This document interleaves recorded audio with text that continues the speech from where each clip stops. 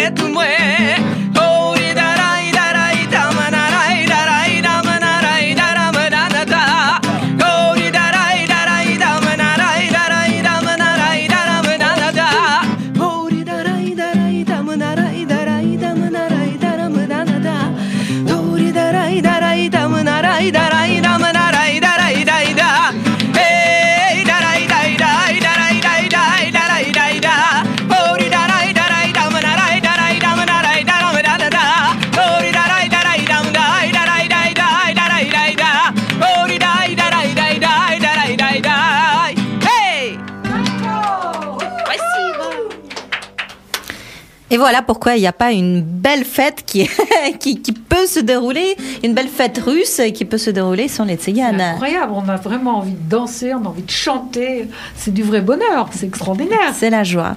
Alors, vous avez commencé, vous, Slava, au départ par le violon, quand vous étiez petit, mais ensuite vous êtes vite passé à la guitare et à la contrebasse, puisque vous vous êtes inscrite au conservatoire dans la section jazz. Exactement. Mis à part la musique folklorique, j'étais toujours intéressé par le jazz. Et à cette époque-là, en Union soviétique, venaient d'apparaître les premiers départements de jazz dans les conservatoires. Donc du coup, je me suis intéressé vachement à la musique aux musiciens tels que Miles Davis, Marcus Miller, George Benson, Stevie Wonder. D'ailleurs, j'aimerais souligner que les goûts, comme j'ai fréquenté beaucoup de tziganes, ils sont très musicaux et ils ont un goût extraordinaire pour la musique. Tous les tziganes, ils adorent la musique, on va dire, black américain. Et la jeunesse tzigane, maintenant, ils essaient de faire arranger un petit peu à la façon moderne les morceaux folkloriques. Et ça donne des résultats plutôt pas mal. C'est un métissage très intéressant. Замечательно. А теперь все то же самое по-русски. Да, я хотел сказать, что, значит, я, когда закончил музыкальную школу по скрипке, оставил скрипку и поступил на эстрадное отделение, потому что в то время эстрадное отделение... 7 лет. 7 лет. Я сделал 7 лет, я занимался 7 лет.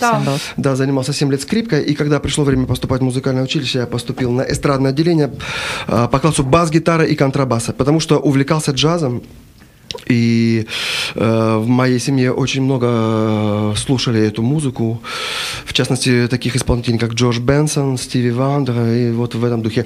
И, как я сказал по-французски, то же самое, все мои цыганские друзья, с которыми я общался в раннем возрасте, они имели очень хороший музыкальный вкус и очень любили вот эту музыку, тоже американскую soul music, rhythm and blues, американскую музыку. И сейчас современные цыгане делают очень интересные, молодые цыгане в Москве и на Украине. Они делают очень интересную музыку, молодежь. Да. Они берут старинные цыганские вещи и аранжируют их в современном стиле. Прекрасно. И это дает интересные результаты. Да, порой. Хотелось бы заметить, что дело в том, что цыгане, которые в России, они не стоят на месте. Они идут вперед. 21 век.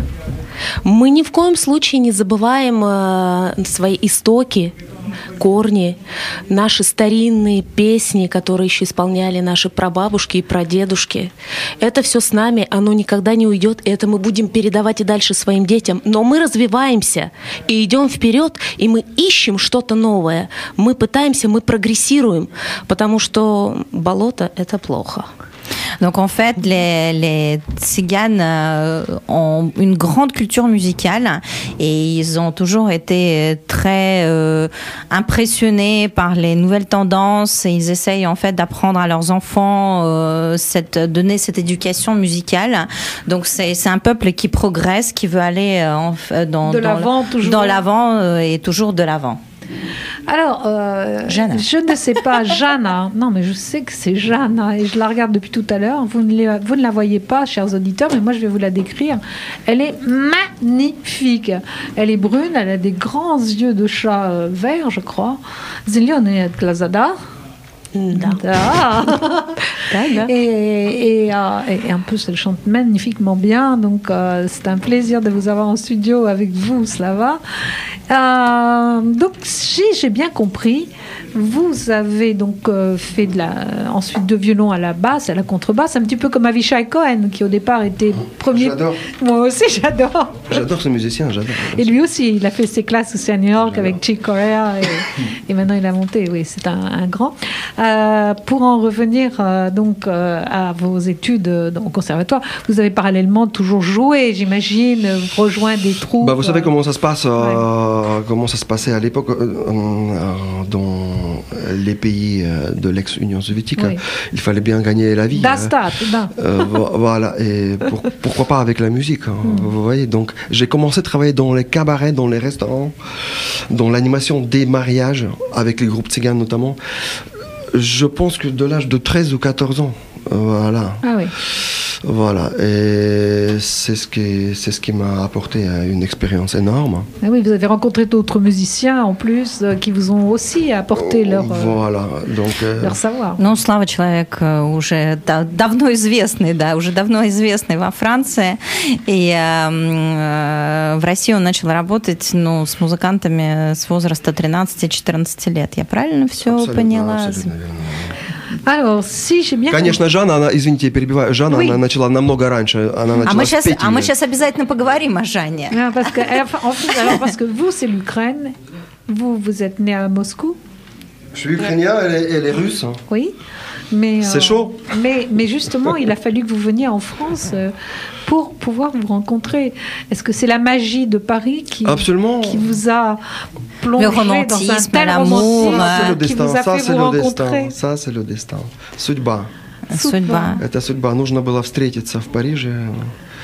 Но Париж хороший город для того, чтобы встретиться. Не самый плохой город, чтобы встретиться. Mais Paris, c'est une très belle ville en fait pour se rencontrer. C'est une ville magique. Alors ça, c'était en 77. Pour illustrer justement cette belle rencontre entre vous, Jeanne, et vous, Slava, vous avez choisi de nous faire écouter un morceau en particulier qui s'appelle «Снова слышу». Это тоже, это старинный романс. Музыка неизвестно чья. Кто-то говорит, что неизвестный автор, кто-то говорит, что народная, а стихи Афанасия Фета. И это тоже будет иллюстрация к тому, что я сказал раньше, что аранжировка немножко не совсем типичная, уже более современная. Современная больше. C'est une romance russe, mais qui est faite déjà en arrangement un petit peu plus contemporaine que d'habitude. Dans le style un petit peu hispanique, si je veux. D'accord, un peu gypsy alors. Un petit peu.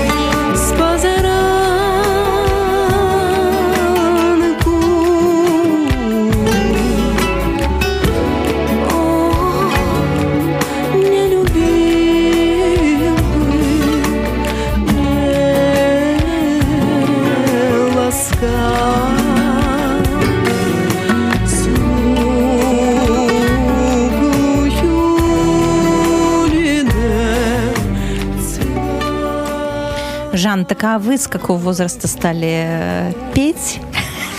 Дело в том, что у моего папы был свой музыкальный цыганский ансамбль. Вот, и, в общем, это было само собой разумеющееся, что уже в 5-летнем возрасте в последнем массовом танце меня выпускали как такой маленький бонус, сюрприз. Я выходила в цыганском костюме и танцевала. Вот, это всегда проходило на ура, потому что никто этого не ожидал из зрителей. Вот это были мои первые шаги на сцене в 5-летнем возрасте. Вот, а потом уже музыкальная школа с 7-летнего возраста и так далее. Потом... По классу вокала или... Нет, музыкальная школа у меня была, это классическое фортепиано, вот, специальность. А потом уже была знаменитая Гнесинка, значит, эстрадно-джазовый вокал. Вау. Вот, ну и, соответственно, работа. Конечно же, практика и работа. А практика началась в ансамбле отца или театр? Нет, это был тоже и папа, и мама. На тот момент, к сожалению, они были уже не вместе, но у мамы был свой, значит, состав, с которым она работала, у папы свой, поэтому я периодически работала то с мамой, то с папой. Вот. А дальше, когда повзрослела, я пошла уже самостоятельно в жизнь. Вот. И со своим коллективом или театр? Нет. Это был не мой коллектив. Я, к счастью, оказалось так, что я была востребована. Вот, и меня приглашали разные музыканты, разные артисты, с которыми я сотрудничала. Я ездила на всевозможные фестивали, участвовала в разных проектах музыкальных. В общем, я могу сказать, что у меня очень интересная и насыщенная профессиональная жизнь. Donc Jana a commencé, elle est sortie, ouais, toute petite. Bah vas-y, essaie de traduire. Attends, on va donner un cours de russe à Véronique. Qu'elle traînait dans les Qu'est-ce que tu as compris? Dans les tournées avec son père, et surtout son père qui était un grand musicien. Et elle a fait tous les voyages avec ses parents, en fait. Elle traînait dans la coulisse. Non, c'était mieux que ça, en fait. Parce que comme elle est née dans une famille d'artistes et dans une famille tzigane, donc c'est une habitude, en fait, dans les familles tziganes, que les enfants, depuis qu'ils sont tout petits, ils sortent sur scène. Donc elle était le bonus. À l'âge de 5 ans, on la faisait sortir à la fin du spectacle de ses parents. Et elle dansait une danse tzigane et tout le monde était ébloui par sa prestation parce que personne ne s'attendait qu'une gamine dans une belle robe allait danser comme ça. Donc elle a commencé très petite. À 7 ans, elle est entrée dans une école de musique, piano classique. Et après, elle a fait ses études dans un institut d'État très connu qui s'appelle Gnesinka, donc comme sur la classe de variété, musique et variété. Et donc, après, elle a commencé à travailler dans les groupes de son père, dans les groupes de sa mère, et s'est lancée dans une carrière de soliste très vite. Elle a fait plein de festivals. Donc, elle a eu un destin d'artiste. Bon, elle a un destin d'artiste. Elle a eu la chance de faire énormément de choses, de festivals, de concours, de tournées, un petit peu partout. Donc, elle a une vie professionnelle très remplie et très chargée. Alors, Slava, vous êtes d'une famille d'artistes peintres, pas du tout de musiciens, ou ils étaient musiciens aussi? Pas du tout musicien, par contre, pas mon père, quand il était jeune, il faisait la batterie dans un groupe très connu en Ukraine. Quand même. C'était le premier groupe d'une chanteuse très connue en Ukraine, Sofia Rataro, et lui, il faisait la batterie là-bas. Mais après, il s'est intéressé vachement à la peinture. À la peinture, surtout peinture murale dans les églises, ce qui est devenu après sa spécialité. Donc, il est restaurateur dans les églises, c'est ça, c'est sa специalité. Слава родился в семье, скорее, художников, артистов, хотя его папа имел небольшой музыкальный опыт и работал в группе София Ротаро как ударник, но, тем не менее, это был этап, я так понимаю, его жизни, и после этого он все-таки вернулся к своему творчеству. А его творчество – это живопись, и он стал реставратором церквей. Очень интересно. И познакомились вы в Париже. Познакомились мы. Как вы познакомились? Мы познакомились на концерте, на работе. Это было в замке. Что это был за замок? Я не помню, к сожалению. Comme il y a beaucoup de châteaux en France, je ne retiens pas très bien les noms, mais c'était un château. Je crois que c'est ça. C'était pas trop loin. C'était pas trop loin de Paris, en direction de Chartres. D'accord, Blois alors, le château de Blois. Non, plus près que ça de Paris. D'accord. Blois, c'est un petit peu plus loin. Je me rappelle plus exactement. Ambroise. Il faut dire que souvent, on travaille dans les soirées privées de haute gamme.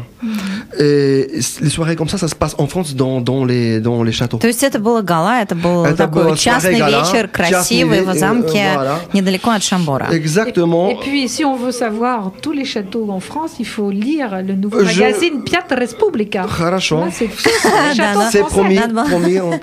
Это правда. Non, mais les châteaux, si vous voulez, on les connaît. Parce que moi, je travaille aussi pas mal dans les châteaux, dans les bois de Compiègne. Donc, les châteaux, on les visite beaucoup. Quelle chance d'avoir une vie de châtelain. Écoutez, quelle chance d'avoir А un у métier comme ça. артистов вообще очень хорошая судьба, на самом деле. У них непростая судьба, но иногда она бывает очень красивой. То есть иногда бывают красивые вечера, когда можно пить очень хорошее шампанское, есть черную икру, и спать в потрясающих замках. Так что, правда? Et c'est dans un château comme ça qu'on s'est rencontrés parce qu'il y avait une soirée privée. J'ai travaillé avec un groupe de variété. Et Jana, on les a commandés de la Russie. Elle est venue avec son groupe de Moscou. Parce que le client, il a voulu, elle, comme la chanteuse. Personne d'autre. Клиент хотел, да, чтобы Жанна Клиент была, хотел Жанну, и она приехала из Москвы. Поэтому она приехала со своим коллективом из Москвы, а я работал с другим оркестром на этом вечере, и вот таким вот образом. И любовь с первого взгляда. Вот за кулисами. Почти. Там также был известный певец Адриано Челентано, был певец из Италии. Жан, он долго добивался? Ну, я вам скажу так, что он пронзил мое сердце сразу же. Вот, но я держалась. Не сдавалась. Да, я поиграла немножечко в Кармен, в неприступность. Ну, в конце концов, я цыганка. Поиграла на моих нервах немножечко. Я играю на его нервах до сих пор. Ну, это нормально. Вот. Но прежде чем мы поняли, что нам надо быть вместе безоговорочно, это, конечно, некоторые трения были, но это тоже нормально. Мне очень понравилось, когда мы со Славой давно не виделись, и когда мы встретились на вечере, он говорит, я, говорит, же должен тебя познакомить со своей женой, красавицей, говорит, она цыганка. Ух, нелегко это. Да, это правда. Подтверждаю. Je demandais en fait si c'était le coup de foudre et Jana a répondu que oui, bien sûr, c'était le coup de foudre. Donc, il a conquis son cœur tout de suite, mais comme une vraie tzigane. Elle a joué la Carmen, donc elle a joué un petit peu sur ses nerfs. Elle continue de jouer sur ses nerfs. Donc, c'était pas facile. Pour Slava de conquérir son cœur. On fait encore une petite pause musicale. Alors en fait, maintenant on aimerait bien que vous nous fassiez découvrir une autre de vos compositions en live cette fois-là. Composition ou chanson? Je pense pas que ça va être une composition, ça va être, je pense qu'un morceau classique, folklorique, tzigane. Oui. Mais je sais pas encore qu'est-ce que c'est, qu'est-ce qu'on chante. Гимн. Мы исполним цыганский гимн. Oui. Да. Это цыгане во всем мире знают и исполняют. Это миллион вариаций на эту тему. И сейчас прозвучит одна из них в нашем исполнении. Il y a un million de variations sur l'hymne tzigane, et ça, c'est une des variations, leur interprétation. Жанна и Слава. Цыганский диамант.